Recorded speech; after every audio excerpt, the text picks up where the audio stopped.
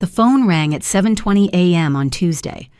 The bank manager's voice was tense. "There's a $150,000 credit card debt in your name. You need to come in immediately." I was shocked beyond words. I clearly remembered that I had frozen my credit a long time ago. 20 minutes later, I rushed to the bank to find out the truth. The manager led me into a private room, opened the file, and turned the screen toward me. Then he said one word that made the blood in my veins freeze. Before we continue, I just want to say how grateful I am that you're here with me. If you're watching right now, take a moment to comment below and tell me where you're tuning in from. I love seeing how far these stories travel. It reminds us that no matter where we are, we connect through shared emotions and experiences. Now let's step back into the story. Also, please note, this narrative includes some fictionalized elements created for storytelling and educational purposes. Any resemblance to real people or settings is purely coincidental, but the message behind it is meaningful and worth reflecting on. The phone vibrated against the granite countertop at exactly 7:20 on a Tuesday morning. I was standing at the kitchen island watching steam curl from my second cup of coffee when the caller ID displayed First National Bank's main line. Something in my chest tightened before I even answered. "Mrs. Hayes." James Parker's voice carried none of its usual warmth. "I'm sorry to call so early, but we have a situation that requires your immediate attention." I set down my mug. "What kind of situation?" "A credit card was opened in your name approximately 6 weeks ago," he said carefully. "The account has been maxed out. The balance is $150,000. I could not process what he had said.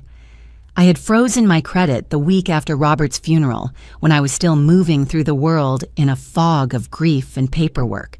"That's not possible," I said. "I froze my credit 18 months ago." James hesitated. "The application was approved through an internal verification override. Whoever submitted it knew you have a checking account here with $180,000. You have banked with us for 15 years. The system flagged you as trusted." My mind raced through possibilities: phishing emails, stolen mail data breaches. None of it made sense. "There's more," James said quietly. "Your daughter and son-in-law are here at the bank right now. They arrived 10 minutes ago requesting a wire transfer of $75,000 from your checking account." The room tilted. My daughter— "Yes, ma'am, Vanessa Hayes and Tyler Monroe. They're in the lobby. They said you authorized the transfer." I had not authorized anything. I had not spoken to Vanessa in 3 days, not since she stopped by Sunday evening with groceries. I had not asked for lingering to ask pointed questions about my finances. At the time, I thought it was concern. Now the pieces clicked into place. My phone buzzed, a text from Vanessa. "Good morning, Mom. Hope you have a peaceful day. Love you." She was checking, making sure I was home, oblivious while she tried to drain my accounts. I forced my voice to stay calm. "James, listen carefully. I did not authorize any wire transfer. I did not open any credit card. Do not let my daughter and her husband leave that bank." A beat of silence. "Mrs. Hayes." "I'm coming there now," I said, already moving toward the hallway where I kept my documents in a fireproof safe. "Do not let them leave. I will be there in 20 minutes. "I understand. I will keep them here." I ended the call and pulled out my driver's license, social security card, and passport. I grabbed the folder with Robert's death certificate and life insurance paperwork. My hands were steady now, my thoughts organized. As I locked the safe and headed for the door, my phone buzzed again. "Let me know if you need anything today. I'm always here for you." I did not respond. I slid the phone into my purse, grabbed my keys, and walked out into the cool morning air. The drive would take 19 minutes. 19 minutes to think through every conversation Vanessa and I had over the past 6 weeks. Every visit, every phone call, every text asking how I was managing Robert's life insurance money. I thought about how she had shown up unannounced 3 Sundays in a row, always with some excuse. How she always steered our conversations toward money, whether I had updated my will, whether I really needed so much cash in a checking account. I had assumed she was worried about me, that she thought I could not manage my own finances after losing Robert. It had stung, but I told myself it came from love. Now, pulling onto the empty street, I understood. It had never been about love. It had been about access. By the time I merged onto the main road, I was no longer shaking. I was already 3 steps ahead. The streets were nearly empty at this hour, and I kept my speed steady as I navigated through the quiet neighborhoods toward downtown Portland. My hands gripped the steering wheel, and the folder of documents sat in the passenger seat beside me. Proof of who I was, proof of what I owned, proof that I had not authorized any of this. 19 minutes. That was how long it would take to reach the bank. 19 minutes to trace back through the past 8 weeks and find the moment I had missed the warning signs. It had been mid-September when Vanessa called from Los Angeles, her voice tight with something I had mistaken for vulnerability. "Mom, I can't stay in LA anymore," she had said. "The relationship is over. I just need some time to figure things out." She had asked if she could stay in the guest house behind my property, the small cottage Robert and I had built years ago for visiting family. I had said yes, immediately. Of course I had said yes. The house had been too quiet since Robert passed, and the idea of having my daughter close again, of not eating dinner alone every night, had felt like a gift. Vanessa had arrived 3 days later with 2 suitcases and a smile I had not seen in years. She'd been attentive in those first weeks, calling me every morning to check in, helping me sort through the mail that still piled up faster than I could manage, asking gentle questions about how I was sleeping, whether I was eating enough. I had been grateful. I had thought she was finally stepping into the role of a supportive daughter. Now, as I turned onto the arterial road that would take me straight into the financial district, I understood what I had been too lonely to see. She had not been checking on me. She had been gathering information. The coffee spill had happened 5 weeks ago. I remembered it clearly now. Vanessa had come into the kitchen one morning while I was sorting through a stack of mail at the table. "Bank statements, credit card, offers a letter from my financial advisor." She'd been holding a mug, and when she reached across the table to grab the sugar, the entire cup had tipped over, flooding the papers with dark liquid. "Oh my God, Mom, I'm so sorry," she had said, scooping up the soaked envelopes before I could react. "Let me clean this up. Don't worry, I'll take care of it." She had thrown everything into the trash before I could stop her apologizing profusely, insisting it was her fault. At the time, I had waved it off. Accidents happened. She had seemed genuinely upset. Emma had installed the Ring doorbell system for me a year ago, right after Robert's funeral, insisting I needed it for safety. She had set up shared access so she could monitor things remotely, something about making sure I was safe living alone. I had never bothered to learn how to review old recordings myself. But now, driving through the cold November morning with my knuckles white against the steering wheel, I replayed the scene in my mind and saw it differently. The way her hand had moved, not clumsy but deliberate. The way she had swept up the papers so quickly, never giving me a chance to salvage anything. The way she had taken the trash out herself that same afternoon, something she had never done before. What had been in that pile of mail? A credit alert. Fraud warning. Something from the bank that would have told me what was happening before it was too late. I pulled into the parking structure at 7:47, exactly 19 minutes after I had left my house. The garage was nearly empty, but I spotted them immediately, Vanessa's black BMW and Tyler's pickup truck parked side by side near the elevator. A coordinated attack, that was what this was. I parked 3 rows back and sat for a moment watching the entrance to the bank through the glass facade. And then I saw her, Vanessa, standing near the front desk, her back to me. She was wearing a camel-colored wool coat I had never seen before, the kind with clean lines and expensive stitching. $4,000, maybe more. New. I turned off the engine and stepped out into the cold November air. My breath fogged in front of me as I locked the car and started walking toward the entrance. I was about to walk into a room where my only child was trying to steal my future. But I had one advantage she did not know about. She did not know I was coming. The glass doors unlocked at exactly 8 o'clock, and I stepped inside before the teller at the front desk had finished switching on the overhead lights. The lobby was still quiet, the air carrying that particular silence of a space not yet filled with voices and movement. I stayed near the entrance, standing behind a display of brochures, and watched. Vanessa was positioned just outside the manager's office, her posture perfect, her expression calm and composed. She looked every inch the successful professional, hair blown out in soft waves, makeup, flawless designer handbag resting in the crook of her elbow. I recognized the bag immediately. It was the kind that required a waiting list. $5,000, maybe $6,000. The watch on her wrist caught the light as she gestured while speaking to the teller. Cartier, gold and diamonds. Another $4,000 at least. I did a quick mental calculation. The coat from yesterday, the bag, the watch, the leather boots I could see from where I stood. Easily $10,000 in new items, possibly more. All purchased within the past 6 weeks. All purchased with money that did not belong to her. Vanessa's voice carried across the lobby, pitched just loud enough for anyone nearby to hear. My mother already authorized this. She's just confused about the timing. She's been struggling with memory issues lately, and I'm trying to help her manage her accounts before things get worse. The teller looked uncomfortable, glancing toward the manager's office. Tyler stood a few feet behind Vanessa, staring down at his phone, his shoulders hunched in a way that told me he wanted to be anywhere but here. James Parker emerged from his office and saw me immediately. His eyes widened slightly, but he gave a single, almost imperceptible nod. He did not announce my presence. He simply stepped back into his office and left the door open. Vanessa checked her watch again and leaned forward slightly, her tone sharpening. I need this wire transfer processed in the next 15 minutes or I'm going to have to call your regional director. My mother is a long-standing client and this delay is unacceptable. The teller stammered something I could not hear, and Vanessa sighed a performance of patience wearing thin. That was when our eyes met across the lobby. For 1 second, maybe less, the mask slipped. I saw surprise, then calculation flash across her face before she rearranged her features into something warm and delighted. "Mom," she said brightly, opening her arms as if to embrace me. "What are you doing here?" I took 1 step back, keeping my distance.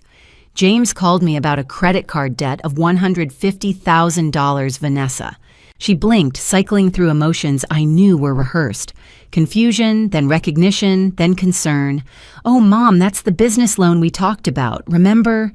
We have never discussed any loan," I said evenly. Vanessa turned to Tyler, her voice soft and appealing. "Honey, didn't Mom say she wanted to help us with the consulting business? You heard her right." Tyler mumbled something non-committal, still staring at his phone. Vanessa turned back to me, lowering her voice into something that might have sounded compassionate to anyone listening. "Mom, you've been forgetting things lately. A lot of things. I'm really worried about you." The implication hung in the air between us. She was planting seeds, suggesting to anyone within earshot that I was unreliable, that my memory could not be trusted, that I was a confused old woman who needed her daughter to manage her affairs. I looked at her for a long moment, taking in the designer clothes, the confident posture, the carefully constructed performance. Then I spoke loud enough for everyone in the lobby to hear. "I am 62 years old, Vanessa. I taught high school English for over 30 years.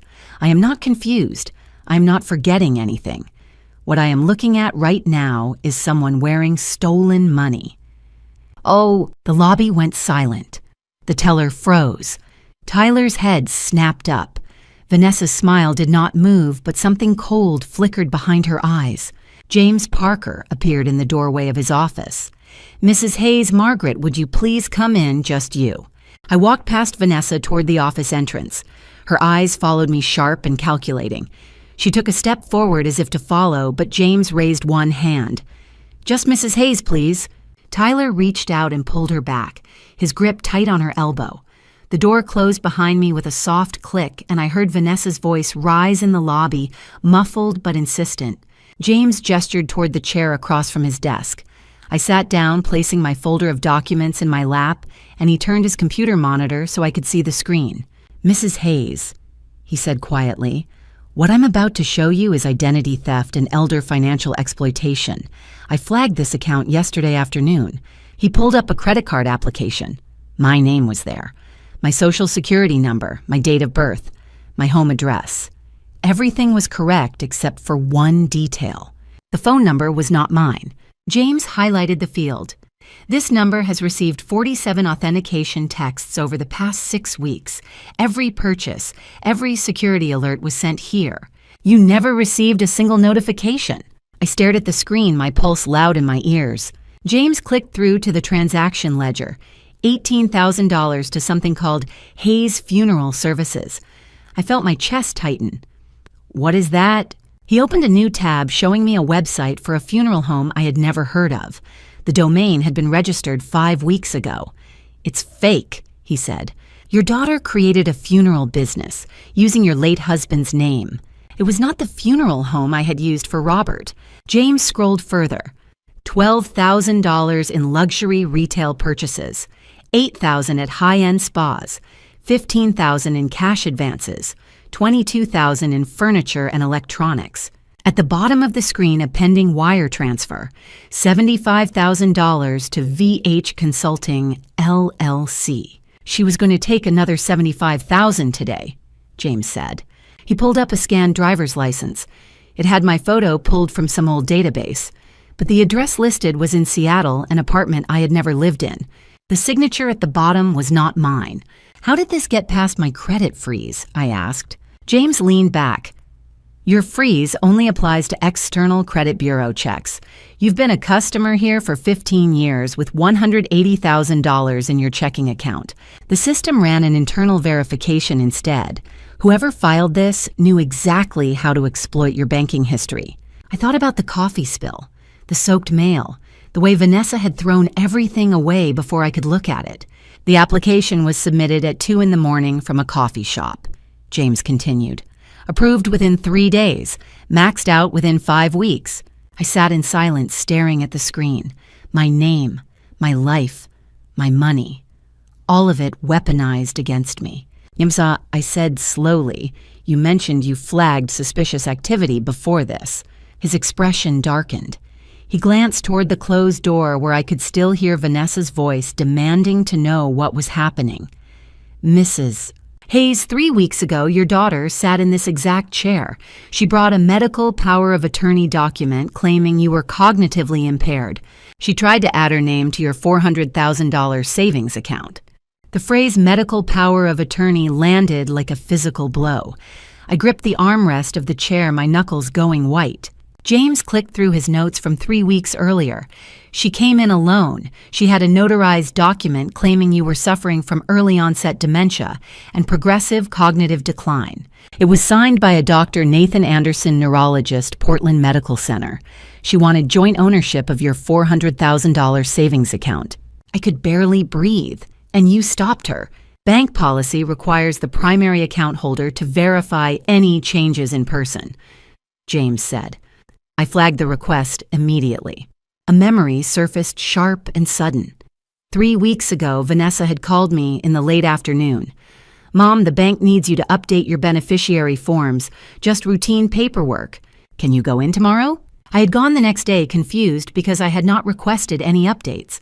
James had met me in this same office and asked a series of questions that had seemed oddly personal at the time. My date of birth, my social security number, my home address, Robert's middle name, details about my teaching career, which school, which grade levels, how many years. I had been bewildered. Why was I being tested?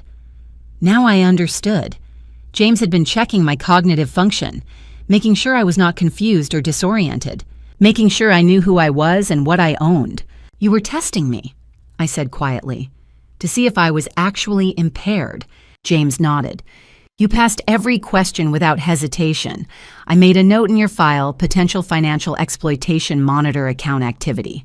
I thought about how Vanessa had reacted when I came home that afternoon and mentioned the bank visit. She'd gone very still, then asked in a careful voice whether everything had gone smoothly. I had said yes, not understanding why she looked so tense. "She left angry," James said. "She told me I was interfering in a private family matter. She said you were too proud to admit you needed help." The credit card fraud made sense now. It was not the first attempt. It was the second. When the medical power of attorney failed, Vanessa had simply found another way in. My phone vibrated in my purse. I pulled it out and saw my sister's name on the screen. "Emma." I answered and put it on speaker. "Emma, I'm at the bank right now." "I know. Margaret, after you called me this morning about the fraud, I went back through the Ring footage. I've been checking it periodically since I installed the system for you, just to make sure you're safe. I found something from 5 weeks ago. The coffee spill. She did it on purpose." My chest went cold. James leaned forward, listening. "I'm sending you the video right now," Emma said. The doorbell camera has a partial view into the kitchen through the hallway. You need to see this." James turned his monitor toward me and opened his email client. 30 seconds later, the message appeared. He clicked the attachment and a video player opened on the screen. The footage was grainy but clear enough. My kitchen viewed from the angle of the front door camera with a partial sightline through the hallway. Vanessa entered the frame carrying a mug of coffee. She glanced around once toward the hallway, once toward the stairs, and then tipped the mug directly onto the stack of mail sitting on the counter. She did not flinch. She did not react like someone who had just made a mistake. She simply waited, watching the liquid spread across the envelopes. Then she reached into the pile, sorting through the wet papers with deliberate movements. She pulled out 2 specific envelopes, slid them into the pocket of her jacket, and threw the rest into the trash. Only then did she call out, her voice bright and panicked. "Mom, I had an accident." The video froze on her face. There was no panic there, no guilt, just a cold, calculated satisfaction. She was executing a plan, I whispered. James's expression was grim. "Mrs. Hayes, we need to call the police." Emma Morrison walked into the bank at 8:27 holding her phone like a weapon. She moved through the lobby with the kind of purpose that made people step aside, and when she reached the door of James's office, she did not knock. "Are you okay?" she asked, her eyes scanning my face. "I am now, I said. Emma turned to James. "I'm Emma Morrison, Margaret's sister. I have additional evidence." James gestured for her to come in. Emma set her phone on the desk and opened a folder of video files. "These aren't just the coffee spill," she said. "After Margaret called me this morning, I went back through weeks of ring footage. There's more." She played the first clip. The timestamp read 2 o'clock in the morning, 5 weeks ago, the night before the coffee incident. The grainy footage showed Vanessa leaving the guest house and walking across the backyard. She used a key to unlock the back door of the main house and moved quietly through the kitchen. She went straight to the pile of mail on the counter, picked up several envelopes, and photographed them with her phone. Then she left, locking the door behind her. "She stole your mail in the middle of the night," Emma said. "Then she staged the coffee spill the next morning to cover her tracks." James leaned closer to the screen. "Where is this footage from?" "Ring doorbell at Margaret's front door," Emma said. "I installed it for her after Robert passed and set up shared access so I could help monitor things. Margaret never learned how to review old footage herself. When she called me this morning about the fraud, I went back through weeks of recordings." She played another clip. This one showed Vanessa entering the house on a different afternoon when I was not home. She walked into my home office and opened drawers, flipping through files. She photographed my driver's license, bank statements, and passport, holding each document up to the light to capture every detail. "She was gathering everything she needed to steal your identity," Emma said quietly. The office door opened and Vanessa appeared in the doorway. Her face went pale when she saw Emma, then shifted immediately to fury. "Aunt Emma," she said, her voice dripping with contempt. "Of course, poisoning Mom against me just like always." Emma did not flinch. "I don't need to poison anyone. The bank records speak for themselves." Vanessa raised her voice loud enough for the customers in the lobby to hear. "You've always been jealous of my relationship with my mother. You want to isolate her so you can control her money. It was textbook manipulation. Deny the accusation, attack the accuser, reverse the roles of victim and offender." "Vanessa, stop," I said. She turned to me, her voice breaking into something that might have sounded like tears to someone who did not know better. "Mom, Aunt Emma is trying to have you declared incompetent so she can take Dad's life insurance money. She's the one you should be investigating." Emma did not take the bait. She simply pulled up another video file and handed the phone to James. I looked at my daughter and felt something harden inside me. "I've seen the transaction ledger, Vanessa, Hayes Funeral Services. You created a fake funeral home using your father's name and billed me $18,000. For just a second, the mask cracked. Vanessa's face twisted into something raw and resentful. "That money should have been mine anyway. Dad would have wanted me to have it." There it was, the entitlement. The belief that everything I had was somehow owed to her. She caught herself almost immediately and rearranged her expression back into concerned daughter. But it was too late. I had seen what was underneath. Vanessa pulled out her phone and pointed it at me, her thumb hovering over the record button. I'm documenting this for medical records, she announced loudly. Mom, what year is it? Do you know where you are right now? She was trying to create evidence that I was confused, that I needed her help, that everything she had done was justified. James stepped between Vanessa and the phone. Miss Hayes, stop recording in my bank, and I'm calling the police. If you're still here with me, comment, I'm still here. Let me know you're standing with this story. And tell me if you were in that bank watching someone you once trusted twist the truth in front of everyone. Would you stay calm and strategic, or would you confront them right there? Because the next moment shifts everything. And before we continue, please keep in mind the next part of this narrative contains dramatized elements created for storytelling impact. Some details may not fully reflect real-life situations. If this type of content isn't for you, you're free to step away at this point. When Vanessa's fingers moved to dial 3 numbers, I knew exactly what she was about to do, and it was the most dangerous move she could make. 911, I need help immediately. My chest tightened. I understood instantly. I'm at First National Bank downtown with my elderly mother. She's having an aggressive episode. She's threatening to harm herself. James's eyes snapped to me. I kept my face neutral, forced my breathing to stay even. Vanessa continued, her voice breaking in all the right places. She has a documented history of mental illness and dementia. She's refusing to take her medication. I'm her designated caregiver, and she's becoming a danger to herself and others. Every word was a lie delivered with Oscar-worthy conviction. I spoke clearly, loud enough for everyone in the lobby to hear. My name is Margaret Elizabeth Hayes. I am 62 years old. I have no intention of harming myself. I am not mentally ill. I am not a danger. My daughter has committed identity theft and is filing a false police report. Tyler finally spoke up. Vanessa, what the hell? You said your mom agreed to help us. Vanessa ignored him. Yes, I'll stay on the line. Please send medical personnel immediately. She's becoming increasingly agitated. Emma held up her phone. I'm recording this. Margaret is completely lucid. James was on another line. Detective Ramirez James Parker at First National downtown. Elder exploitation case in progress with a false psychiatric emergency report. I need officers here now. Through the glass doors, I saw the ambulance pull up, lights flashing. Vanessa smiled, a terrible expression utterly without mercy. Emma gripped my hand. Breathe. Stay calm. When the medics come in, you need to be the calmest person in this room. I understood what was at stake. If Vanessa succeeded in getting me placed on a 72-hour psychiatric hold, she would have time to execute the wire transfer file for guardianship and seize everything. A legal kidnapping plot. 2 paramedics walked in carrying their gear, scanning the lobby.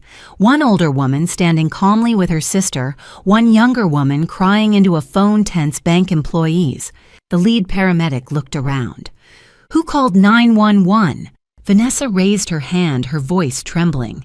I did. My mother, she threatened to harm herself. She has dementia. She needs to be hospitalized.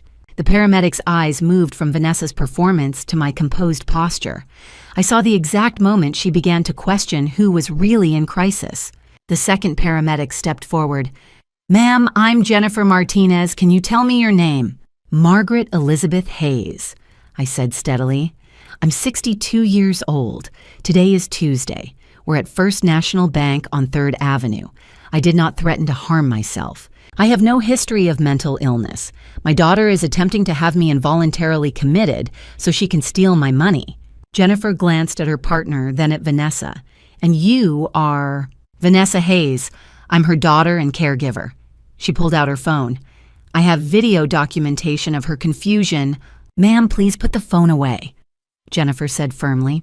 James stepped forward. I'm the bank manager. Mrs. Hayes is a client of 15 years. She came in this morning after discovering her daughter committed identity theft and credit card fraud, totaling $150,000. Her daughter also attempted to fraudulently obtain a medical power of attorney 3 weeks ago.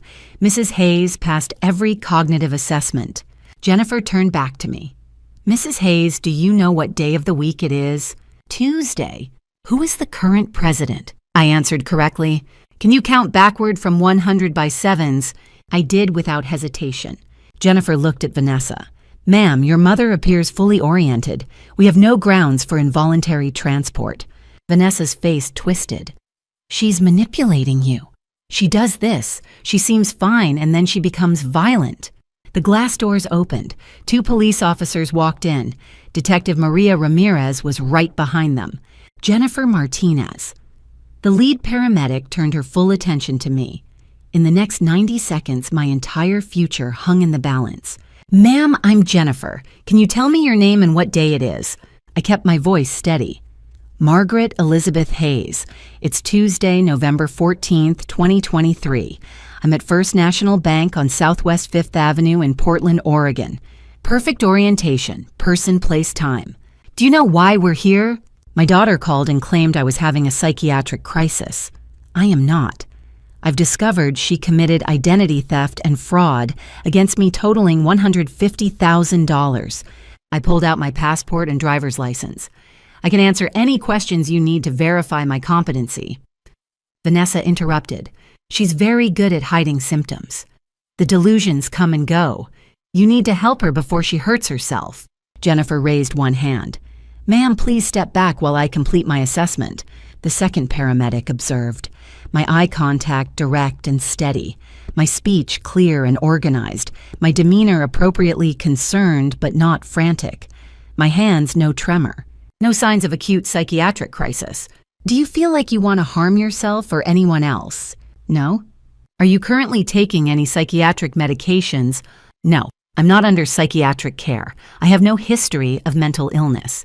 I spoke clearly. "I'm a retired elementary school teacher. I taught 3rd grade for just over 30 years at Harrison Elementary School. I retired 18 months ago when my husband passed away.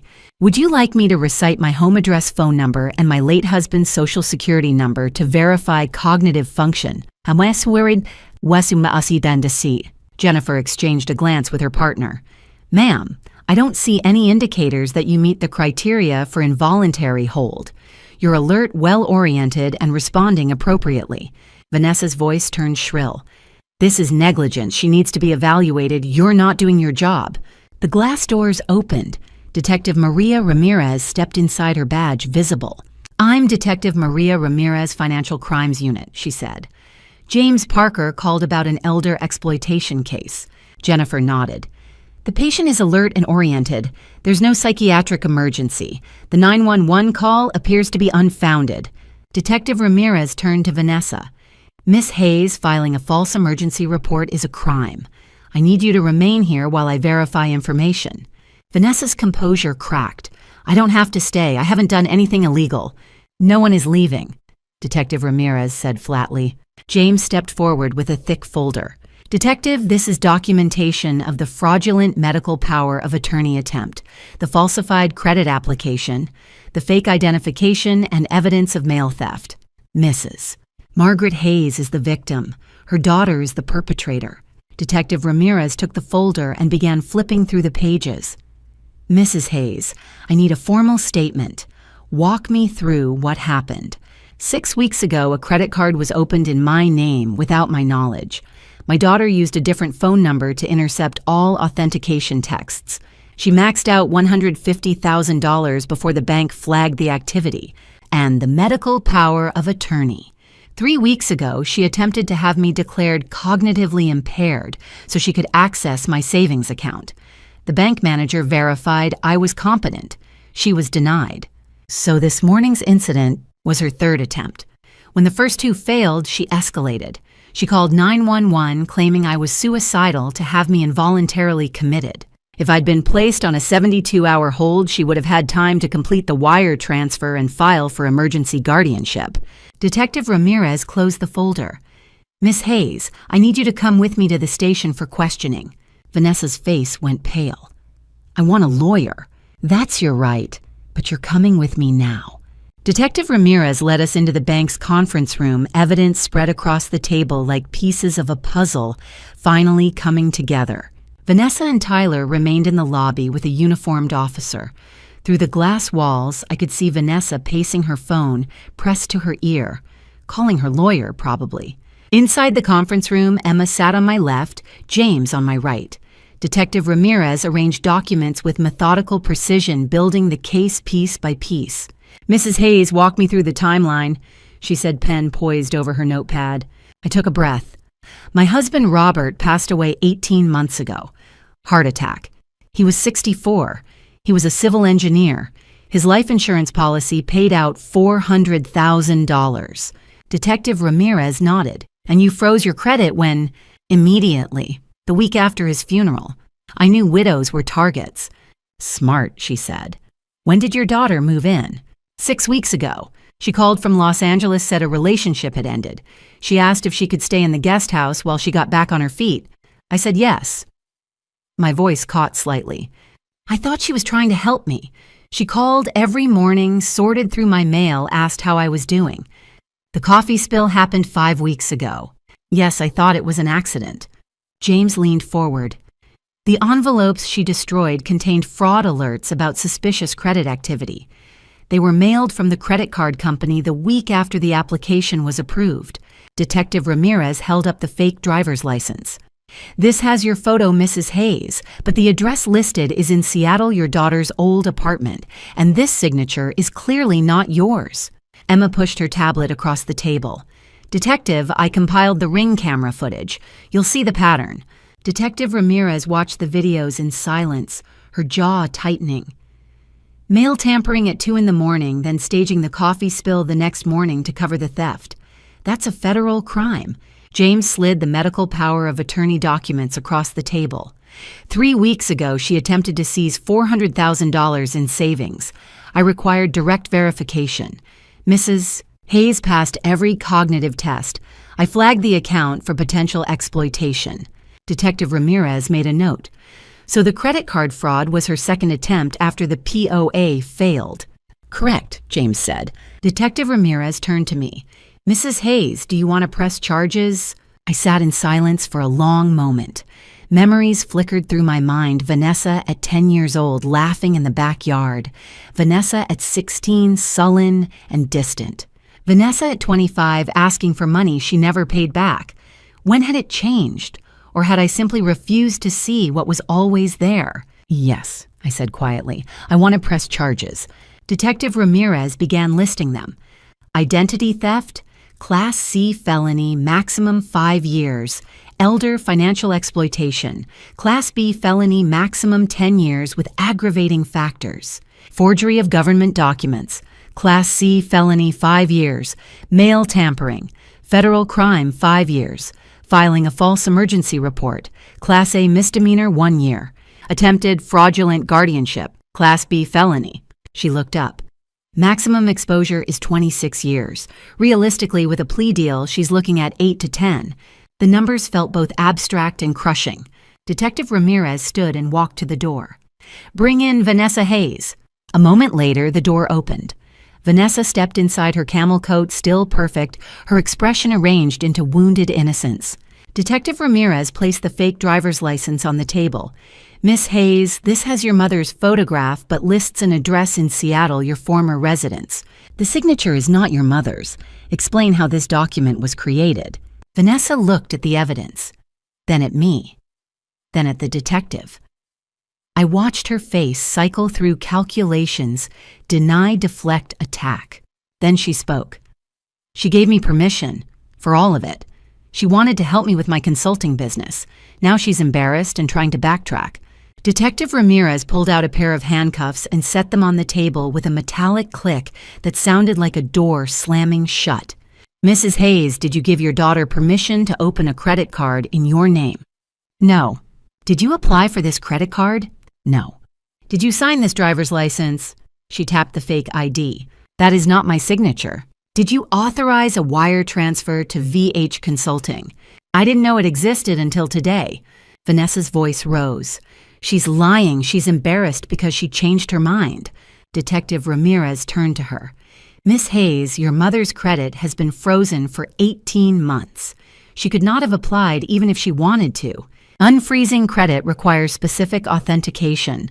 Verbal permission does not override identity theft laws. She gestured to the uniformed officer.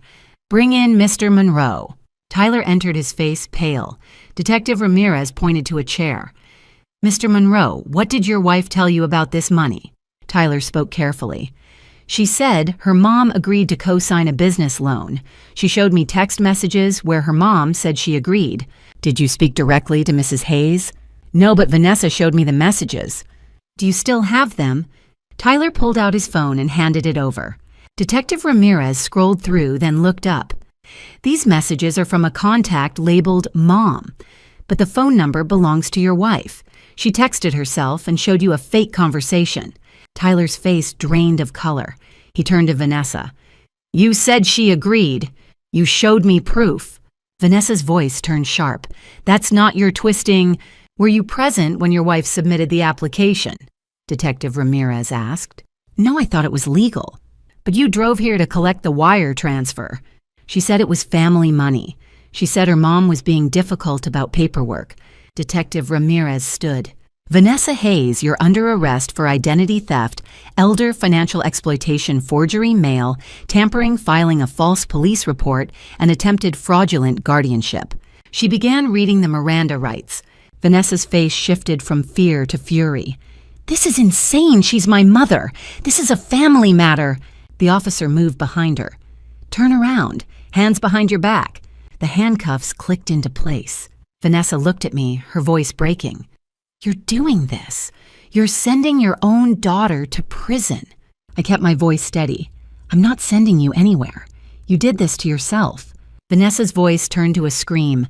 Dad would be ashamed of you. I'm your daughter. You're supposed to help me. Emma stepped forward, her voice ice cold. Robert was ashamed of you. He told me before he died that you'd asked him for money 3 times. He refused every time. He changed his will to protect Margaret from you. Vanessa's face went white, then purple with rage. The officer guided her toward the door. She twisted back one last time and the mask fell away completely. I saw it in her eyes. No remorse, no shame, no fear. Only cold hatred. She hissed at me. You're going to regret this. Both of you. Now you're alone, aren't you? Dad's gone and you arrested your only child. What kind of mother are you? I stood up and looked her straight in the eyes. The kind who won't let anyone, not even you, destroy me. The kind who finally sees you for who you really are. The lobby doors closed. The police car pulled away. I stood at the window and watched until the taillights disappeared. And I realized something.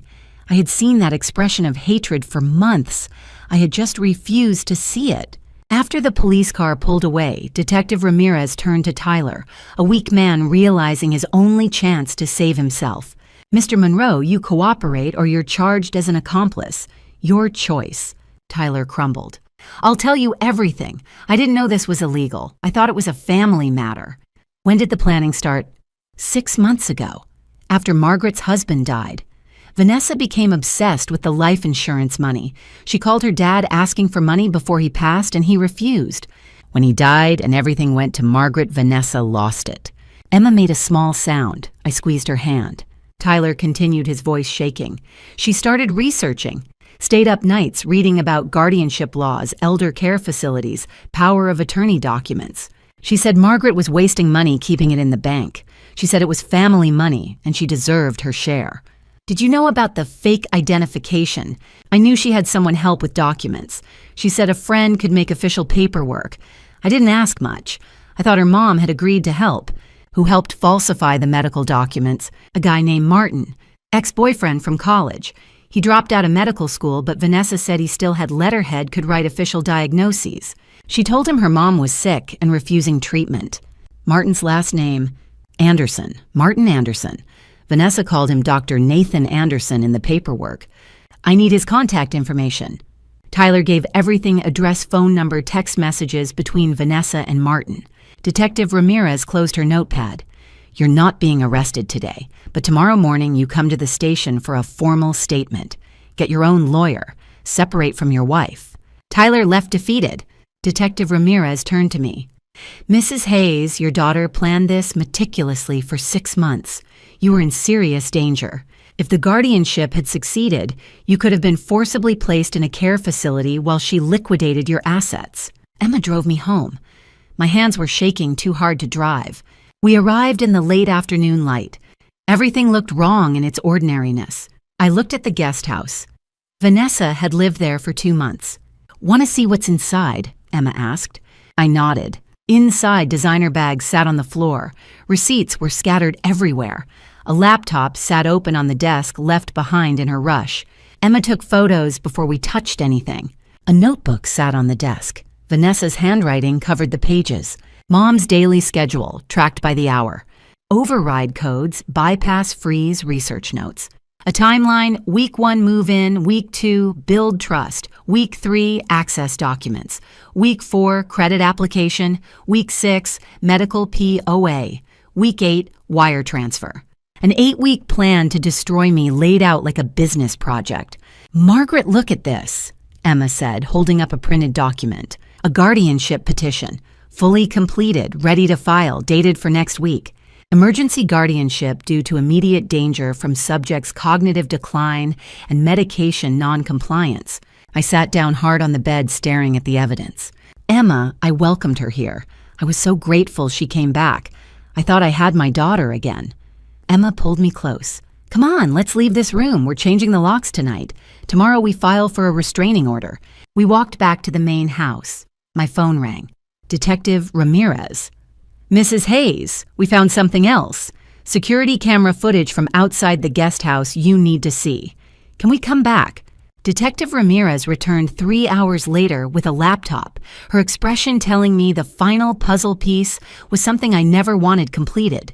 "Mrs. Hayes, the security camera outside the guest house, the one you installed last year to protect shared property." She set the laptop on the kitchen table. Emma sat beside me. The footage was dated 5 weeks ago, 2 in the morning. Vanessa left the guest house, walked to the main house with a key, entered and went straight to the kitchen counter where I kept my mail. She photographed documents with her phone, took several envelopes, and returned to the guest house. The next morning, the dramatic coffee spill performance. She had a key, access. She could do anything while you were sleeping. Detective Ramirez opened another file. Search history from her laptop during the weeks she lived here. She showed me printed pages. How to prove parent mentally incompetent. Emergency guardianship, Oregon. Can adult children access parents' life insurance? What happens if widow dies without will? Each search was another nail in a coffin. Detective Ramirez hesitated. "There's one more. Tyler mentioned she'd been researching guardianship for months. We found a search from 6 months ago. How long does investigation last after suspicious death?" The kitchen tilted. "What does that mean?" "Mrs. Hayes, how did your husband pass away?" "Heart attack, 18 months ago. He was 64. He had a history of heart problems. Natural causes. Was anyone with him?" "Vanessa was visiting that weekend. I found him collapsed in his study. I called 911. Emma interrupted. "Margaret, I need to tell you something. I've kept this quiet for 18 months. My sister's voice shook. "Robert called me 3 nights before he died. Late.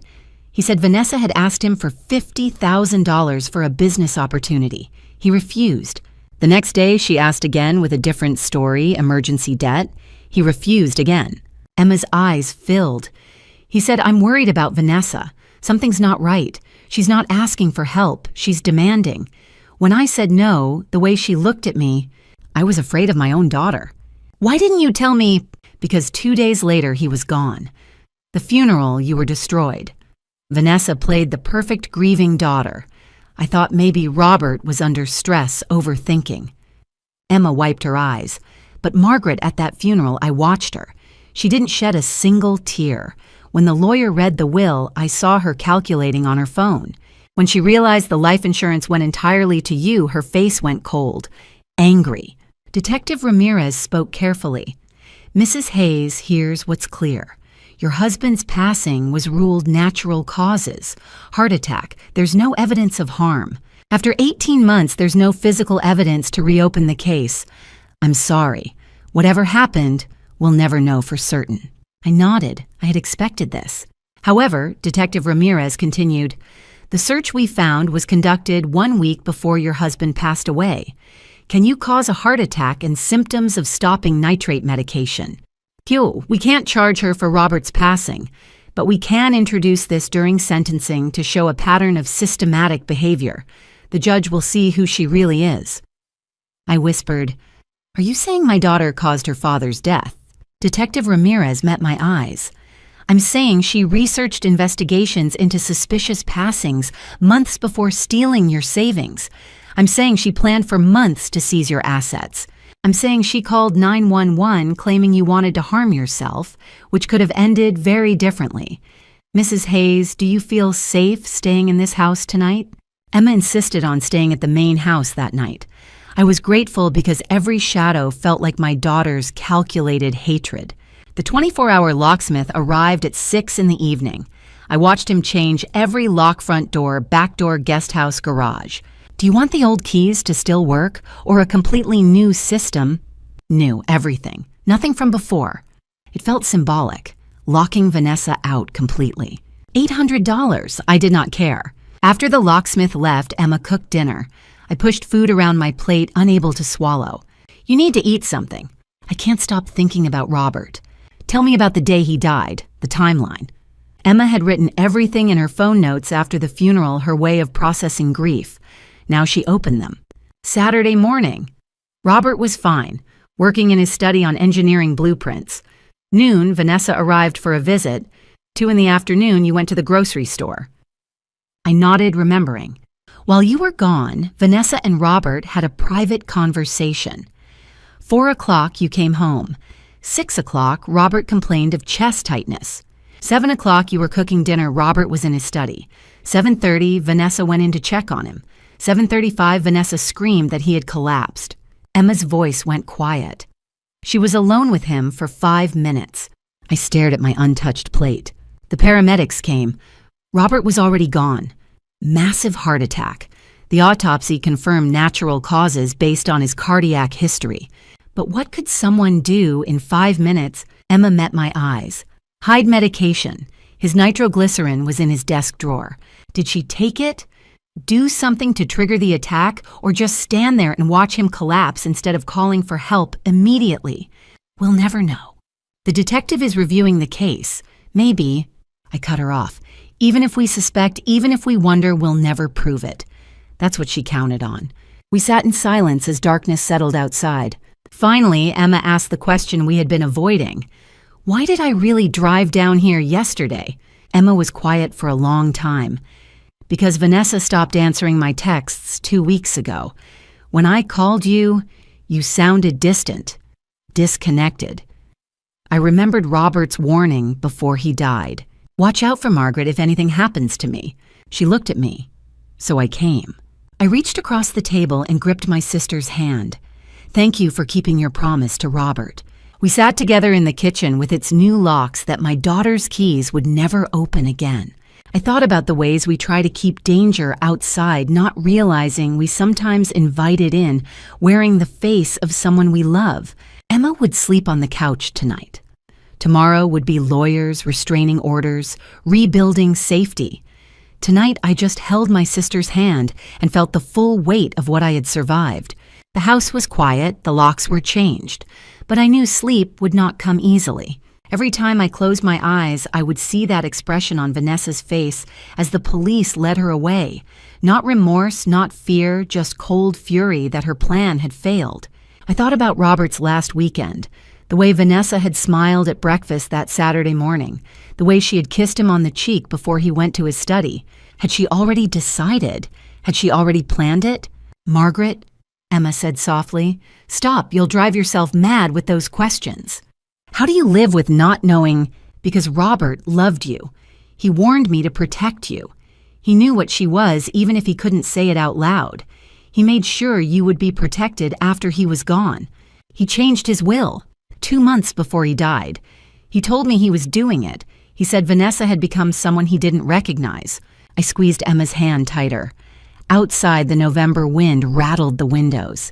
Inside, with new locks and my sister beside me, I was finally truly safe.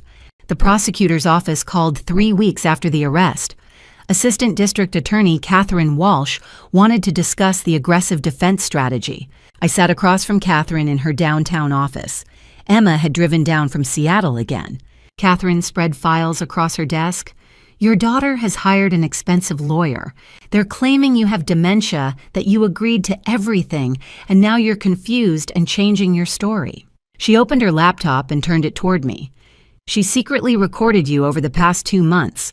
The video showed ordinary moments, me asking where I put my keys, asking the same question twice because I was distracted forgetting a neighbor's name. We need to prove your competency beyond any doubt. You'll undergo a court-appointed neurologist's cognitive assessment, a psychiatric evaluation, and a financial competency test.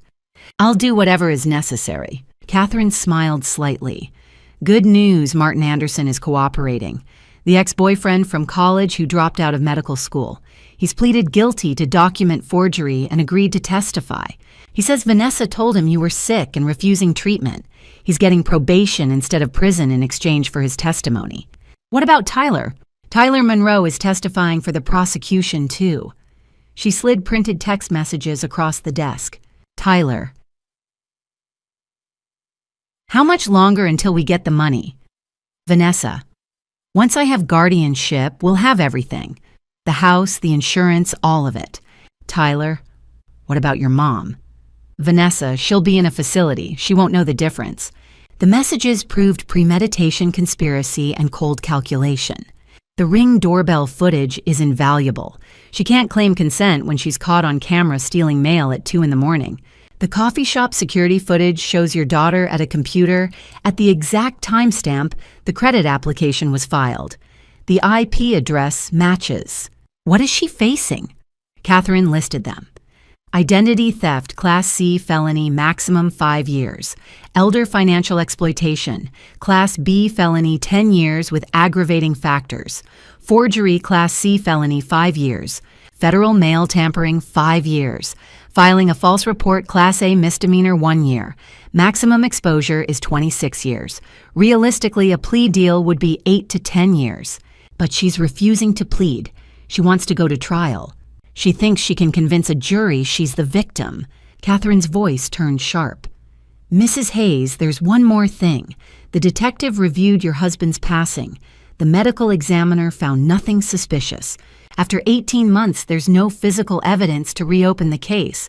Whatever happened, we'll never know for certain. I had expected this. I nodded. However, the search found your daughter's computer search history. Searches conducted the week before your husband passed away. She pushed papers across the desk. Can you cause a heart attack? Symptoms of stopping nitrate medication. Signs of cardiac emergency. I stared at the words. We can't charge her for Robert's passing, but we can introduce this during the sentencing phase to show a pattern of behavior. The judge will see who she really is. I looked at those searches evidence that my daughter had researched how to end her father's life. Evidence that could never support charges, but evidence that would follow her into any courtroom. When is the trial? 10 weeks, February. I'll be ready. Catherine gathered the files. The defense will try to paint you as a confused, vindictive mother. They'll bring up every time you forgot something, every moment of normal aging. They'll say you welcomed her home, gave her access, and now you're embarrassed and lashing out. Let them try. Emma squeezed my hand. Catherine met my eyes. Mrs. Hayes, this will be hard. You'll sit in that courtroom and listen to your daughter lie. You'll watch her perform for the jury. Can you do that? I thought about Robert, about the coffee spill, about the fake funeral home, about the medical power of attorney, about the 911 call claiming I wanted to harm myself. Yes, I said, I can do that. The courtroom on a cold February morning. I sat on the witness stand telling 12 strangers how my daughter had tried to erase me. The trial lasted 4 days. The prosecution presented ring footage bank records, falsified documents, and witnesses. I testified for 2 hours. The grief of widowhood, Vanessa's performance of care, the coffee spill, the medical power of attorney scheme, the 911 call. The defense cross-examined, trying to suggest I was confused. I answered every question clearly and precisely, dates, times, amounts, my teaching career, my retirement conditions, details from Robert's death certificate. The court-appointed neurologist testified, Mrs. Hayes shows no cognitive impairment. Memory, reasoning, and executive function are all above average for her age. Martin Anderson took the stand crying. He admitted forging the medical letter, explained how Vanessa's manipulation made him think he was helping a sick woman. Tyler provided the text messages testified about the planning accepted 2 years probation in exchange for cooperation. James Parker explained the technical details of the bank fraud. Emma testified about the ring footage and Robert's final phone call. Vanessa took the stand against her lawyer's advice. She cried, claimed she was only trying to help, said I had wanted to fund her business, said I had forgotten what I agreed to. The performance was flawless until the cross-examination. Why did you change your mother's phone number? She fumbled. Why did you create a fake funeral home using your father's name? A misunderstanding about expenses. Why did you steal mail at 2 a.m? To organize it? Why did you call 911 claiming she wanted to harm herself when 3 professionals assessed her as stable? She became defensive, angry. The jury watched the mask fall. Deliberation took 5 hours, guilty on all counts. 2 weeks later at the sentencing hearing, Catherine allowed me to read my victim impact statement. I stood and faced the courtroom. Your Honor, the most painful part was not the money or the betrayal.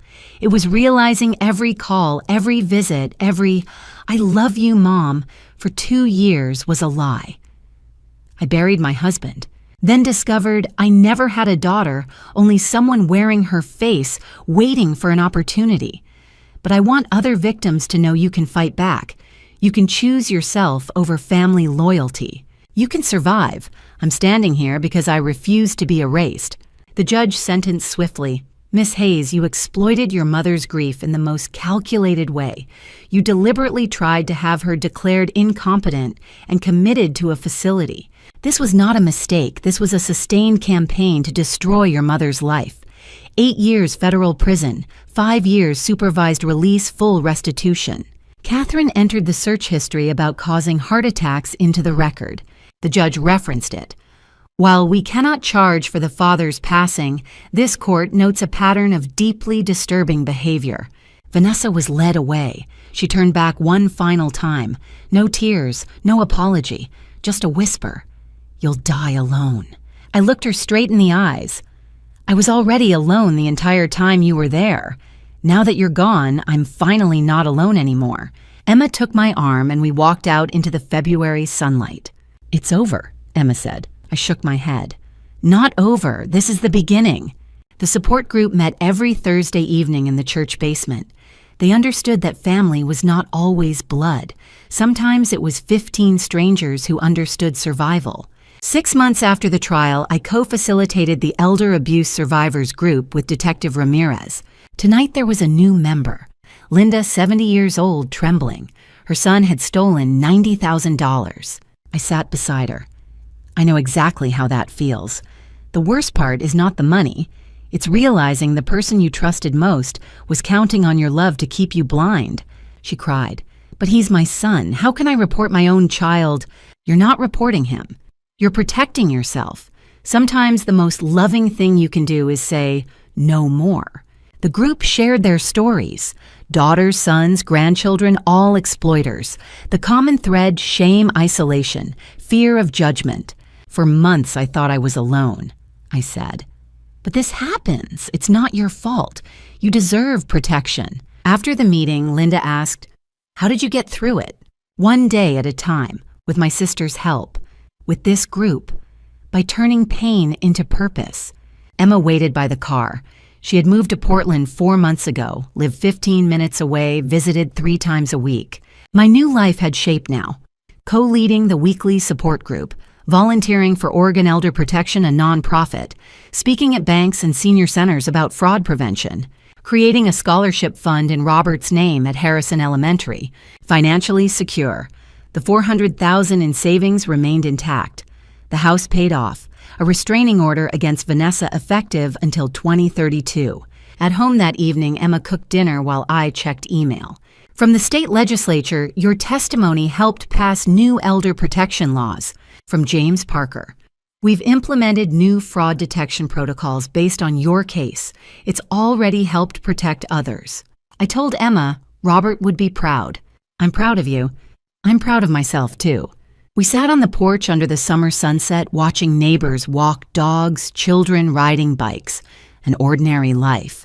A beautiful life. Do you ever wonder what she's doing? Emma asked. Sometimes. Then I remember she has 8 years to think. I have the rest of my life to live.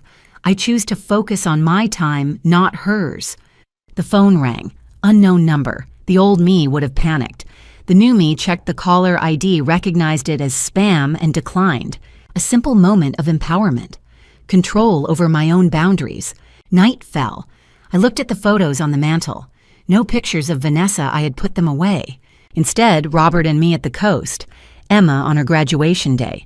Cards from former students after the trial. The support group, all 15 of us standing together. The people who truly loved me had always been there. I had just been looking in the wrong direction. I was 63 years old, a widow, a retired teacher, an elder abuse survivor, an advocate. I had a sister, a community, a purpose, and peace. The phone rang again. Unknown number. I smiled. Not fear, but wisdom. Now I knew what questions to ask, how to protect myself. Some people spend their whole lives waiting to be saved by family. I had learned the truth. Sometimes, saving yourself from family is the bravest thing you will ever do. Emma's laughter echoed from the kitchen as she burned dinner again. I realized something profound. I was not alone. I would never be alone again. Because family is not who shares your blood. Family is who shows up when your world collapses. Family is who believes you. Family is who stays. I had lost a daughter, but I had found myself, and that was enough. Looking back at my story, I see now what I wish I had known 18 months ago. Family drama stories like mine happen more often than you think. They just happen quietly behind closed doors, wrapped in shame and disbelief. My advice: don't be like me. Don't ignore the warning signs because you're desperate for connection after loss. Don't mistake manipulation for care. Don't let loneliness make you blind. The lesson I learned the hardest way: love should never cost you your safety, your dignity, or your future. Real family, the kind worth keeping, does not exploit your grief. They do not study your vulnerabilities like a textbook. They do not calculate how to erase you. Grandma stories about financial abuse are not rare. We are targets because society assumes we are confused. We are isolated. We are too ashamed to speak up. But I am here to tell you speaking up saved my life. Family drama stories teach us that blood does not guarantee loyalty. Sometimes the most dangerous person is the one sitting at your dinner table calling you Mom, waiting for you to trust them one more time. Grandma stories like mine should serve as a warning. Verify everything. Trust your instincts, protect your assets, and never ever give someone access to your life just because they share your last name. By God's grace, I survived. By my sister's love, I rebuilt. By my own strength, I refused to be erased. If you are facing something similar, please document everything. Tell someone you trust. Contact law enforcement. And remember that choosing yourself over a toxic family member is not betrayal. It is survival. Grandma stories end one of two ways: in silence or in testimony.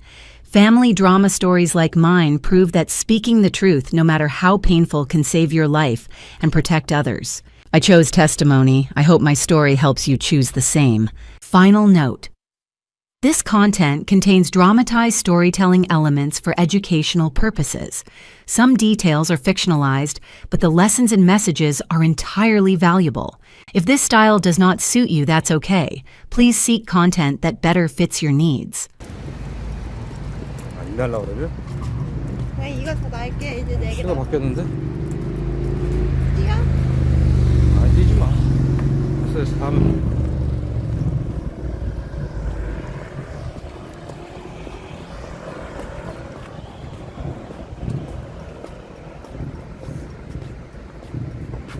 야 잠깐 걷는데 땀 난다. 몸이 고란났다. 피 검사 돼야 되는데 오빠는. 졸려가지고 지금.